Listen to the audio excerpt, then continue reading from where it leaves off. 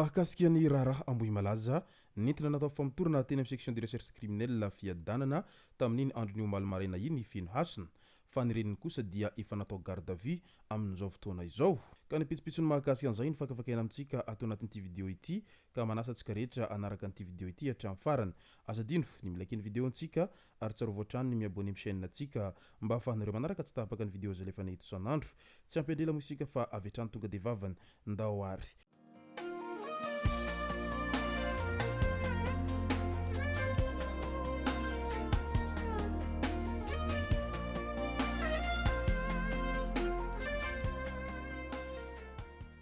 ny tonga tsy miaraba hono na mantesitra ka dia faly miaraba isika rehetra mpanaraka tsy tapaka an'ity chaîne ity tenako amin'ity androandroany ity arakin'izay efa natsipiko zay dia ny mahakasika ny raharaha ambohy malaza hatrany no tena iompanantsika atao anatin'ity vidéo ity.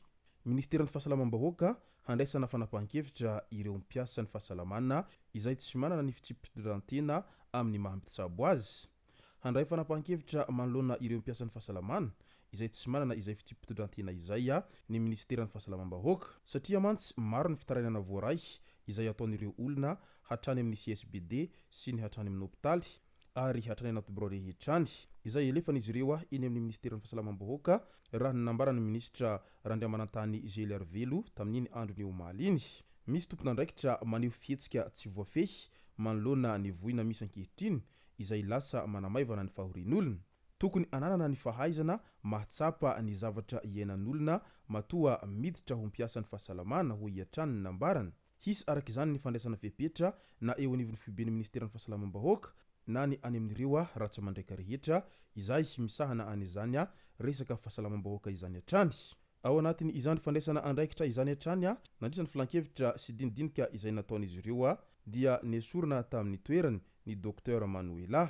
Nesorina tamin'ny toerany docteur Manuela Vololon'ny aina ny Voarsoa izay directeur de la vie sanitaire de la surveillance épidémiologie et riposte eo anivon'ny ministera ny fahasalamam-bahoaka. Ny filan-kevitry ny ministra notariny filoham-pirenena sy ny prime ministra ary ny ministra voakasika tamin'iny androny omaly iny teny Ambohitsirotra no nandraisana ny fanapahan-kevitra. Novidiny docteur Manuela Lafo izany ny resaka miendrika torapo nataony tamin'ny mpanao gazety vahiny tamina herinandro lasa ny mahakasika an'ilay hoe resaka empoisonnement izay niteraka resabe tao anatin'ny tambazoratseratsera Facebook mo ity resaka empoisonnement ity.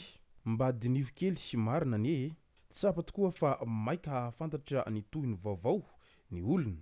Inona ihany no anaran'ilay poizine? Ahoana izao ny resaky ilay tompona anniversaire? Iza izany PPS izany? Fa nahoana no elabe voasitrana?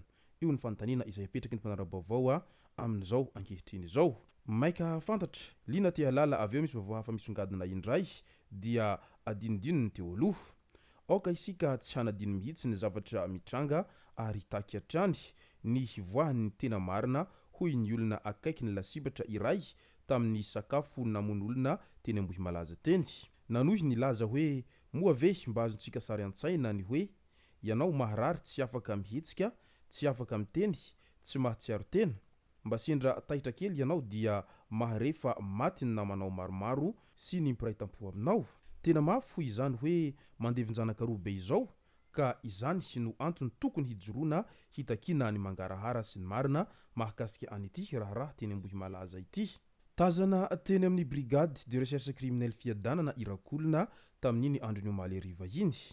Ny vadiny izay tsy ahivina fa mbola voatazona amponjam-vojo maika no ity raharaha fanabozinana ara-tsakafo teny ambohy malaza ity araky ny fanambarany hatrany. Nankahiran'ny Rakolona i Andriantsima Faneva Ima ka hoy izy tao ny pejiny tao: Zandry Rakolona, miaradia aminao tanteraka aho amin'izao fotoan-tsarotra izao. Mankahery tsy manohana foana amin'ny adetrehanao rehetra. Maniry mafy ny ahatongavan'ny marina sy ny rariny izao. Oka tsy ho kivy, enganie ny herim-po sy ny fahendrena ary ny fahamarinana hanampy anao ary hitondra ny hazavana. Miaraka aminao amin'ny fahitana ny marina rehetra, korazy lesy io ny hafatra izay navelan'ny Faneva Andriantsima raha nankahery an'ity mpilalao baolina kitra malaza izay fantatry ny maro amin'ny anarana hoe Rakolona ity satria ny vadiny dia mbola any am-ponja noho n'ity raharaha fanapozinana ara-tsakafo ity. Tsara ho marina fa i Rakolona dia anadahan'ny feno hasina izay tompona anniversaire izay nahafaty olona marobe teny ambohy malaza ity. Araky ny voalaza mantsy dia noentina eny amin'ny section de recherche criminelle fiadanana tamin'iny andron'ny omaly maraina iny feno hasina mba hatao famotorana. Nijery ny toe-pahasalamany moa ny dokotera sy ny fampanoavana tamin'iny afaka maleriva iny ka hita fa efa azo hadihadiana tsara izy taorian'izay fijerena ny fahasalamany izay. Ny zavatra hita teny fiadanana nefa dia ny reniny sy izy telo vavy izay nalaina teny an-tanimora no tao ary ny tanana garde à vue moa ny reniny taoriany fanadihadiana izay natao azy. Ny zandry ny feno hasina raha teo dia efa voalaza ihany koa amin'izao fotoana izao fa hanaovana fanadihadiana mahakasika an'ity raharaha ambohy malaza ity hatrany. Taorian'izay fitazomana garde à vue ny reniny feno hasina izay dia nilaza ihany koa ny tompon'andraikitra fa mbola tsy aboina eny amin'ny Azera saingy nomena EST izay tsy mahazo mivoaka ny Madagasikara ifeno hasina mahakasika an'ity raharaha ambohy malaza ity hatrany mba hialana amin'ny resabe mandeha tsiroa sy ilay resaka amin'ilay hoe visa any États-Unis sy ny maro hafa. Fanapozinana ara-tsakafo iny hatrany iray volana mahery teny amin'ny hôpitaly itojo afadoza itojo satria dia sitrana soamantsara ny tenany ka nivoaka ny hôpitaly Azera. Iray volana mahery tsy afaka nihetsika sy ny teny ary sempotra itojo anisan'ireo tena voamafy nandritra ny fanapozinana ara-tsakafo teny ambohy malaza ny tenany. Rehefa nivoaka ny hôpitaly itojo dia faly tena faly ireo ray aman-dreny nitojo satria sitrana soamantsara ny zanak'izy ireo. Arabaina moa ireo sitrana azo lazaina hoe tsara sanjila tao anatin'ity resaka fanapozinana ara-tsakafo ity fa mankahery ho an'ireo izay mbola manaraka fitsabonana eny amin'ny hôpitaly kosa ary aingane mba hazo fahasalamana izy ireo ary mba hivoaka ny hôpitaly izay. Mankahery ihany koa ho an'ireo izay tompo-kavana izay ndaosim-pahafatesana vokatra an'ity fanapozinana ara-tsakafo ity hatrany satria mafy izany mandao zanaka mandao havana ao anatin'ny indray mpimaso vokatry ny fanapozinana izay nahazo azy ireo izany.